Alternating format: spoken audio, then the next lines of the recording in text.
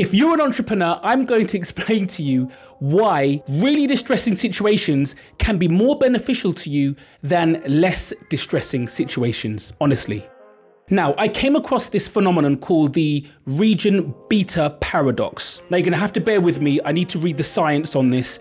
So the region beta paradox says that people can sometimes recover more quickly from distressing experiences than from less distressing ones. The name originates from a paper written by a psychologist called Daniel Gilbert. In this paper, he hypothesized that the reason for this is that intense states trigger psychological defense processes that reduce the distress, whilst less intense states no longer trigger the same psychological defense processes, and therefore less effective attenuation, I had to look that word up, it means effect, of the stress occurs. Now, what does that mean in English? So let's give you a story that I have experienced. Now, in and around the recession, the past recession, I know we're arguably in a recession if you ask the macro or even micro economists, but I'm talking about 2006, or well, actually 2008 recession. But when I started a business in 2006, which was a digital marketing company in Shoreditch,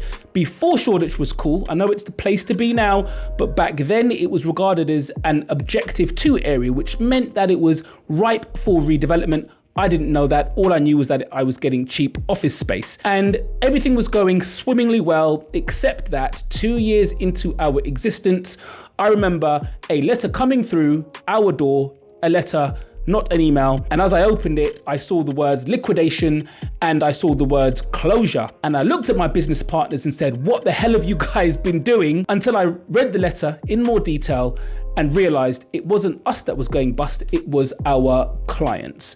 And that the liquidators and the administrators were telling us we're on the list, we were to get paid because our clients owed us some money. So if you were in a scenario where you had 100 customers and you lost one customer every quarter, every 3 months, a customer left for whatever reason, you probably wouldn't be that distressed.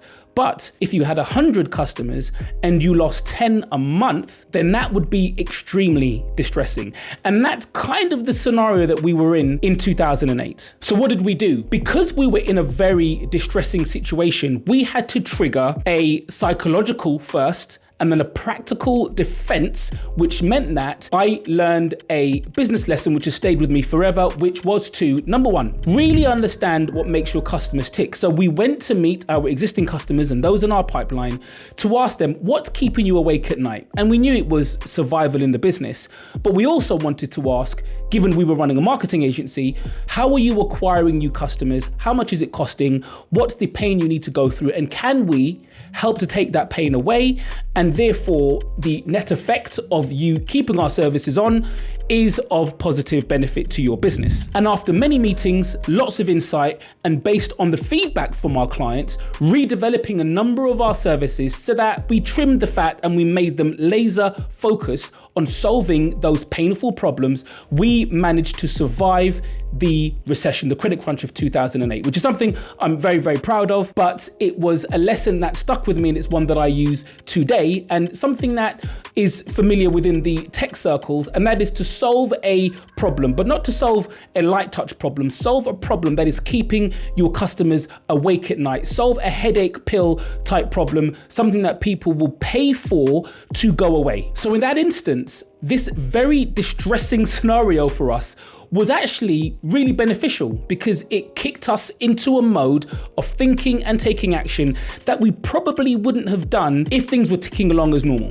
In the last couple of months, so I'm recording this in February of 2023, depending on the financial press that you read, we are already in a recession. We are feeling the effects of the cost of living crisis. We are post-Brexit and post a pandemic. None of those things are great for business.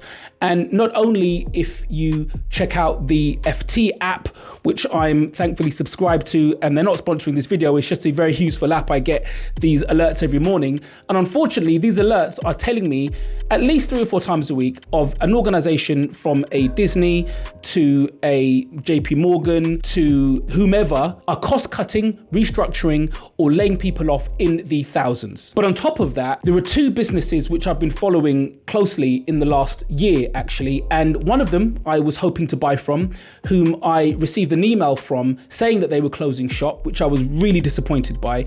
And another one posted a letter on Twitter saying that they're having to close their doors.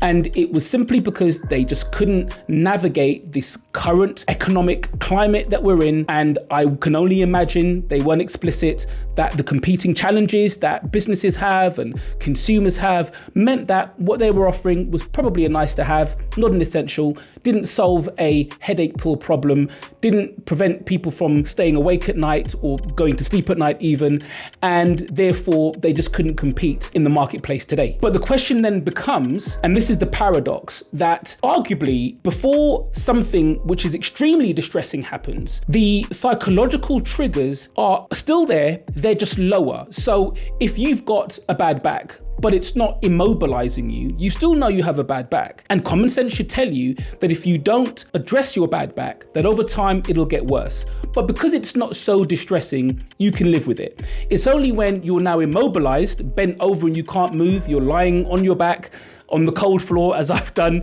when I've done my back in a number of years ago, that you now seek extreme measures to try and solve that problem. But actually, if you had addressed the bad back problem earlier on, then it wouldn't have gotten to the stage where you're now immobilized. So even though this paradox suggests that if you are in a very distressing scenario, that you move quickly towards action, what I'm suggesting is that you develop the ability to see the red flags and the triggers beforehand and to take action. That is the bit that the paradox is suggesting we don't do, which is to take action. And we only take action when things become really dire. Now, things in business are always up or always down. It's not a smooth journey. It can often be an extremely rocky road. The only challenge is whether or not you can sustain that type of dynamic for a long time, whether you can sustain the ability to keep going up and keep going down, because that requires a lot of energy. There's a lot of damage which happens on the up and on the down, and whether or not that's something that the business can withstand for a really long period of time. Now, there are instances where you're just going to have to go through that, but if you can anticipate challenges that are coming up ahead of time, you'll be better prepared. And actually, who wants to deal with really distressing scenarios on a very regular basis? It just isn't sustainable.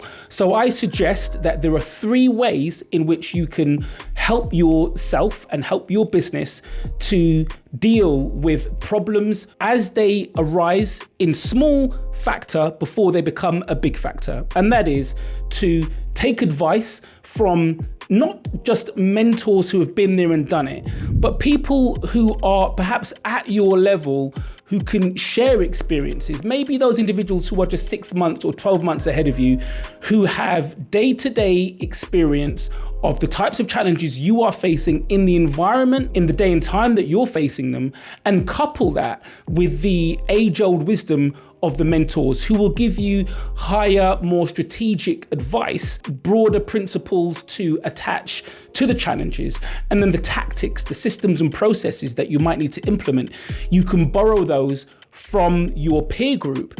And that combination, that dynamic of well-worn advice with actionable strategies that you can execute today, and use this as a strategy to circumvent really big challenges before they become extremely distressful. And I guess the real paradox is that entrepreneurship is one in itself, where we will work 80 hours a week, so we don't need to work for someone 20 hours or 40 hours a week. But actually, as we all know, and it sounds cliche, but I'm here, it's 8:30 on a Tuesday evening, and I'm recording videos to share the little that I've learned with everyone, because I'm hoping that it will be of benefit. And so, does it feel like work? No. Is it work? Technically it is. Is it causing me stress? Nope. And actually, if I didn't do it, it would probably cause me more stress. And I'm doing it because on a daily basis, I've got entrepreneurs who will approach me at our offices here or on socials asking me about the ways in which I've navigated challenges throughout my business career. And so doing this helps me to get those ideas and to get my experience out at scale. And if this video has been useful to you, please let me know in the comments below, and I'll catch you next time. Ultra and out.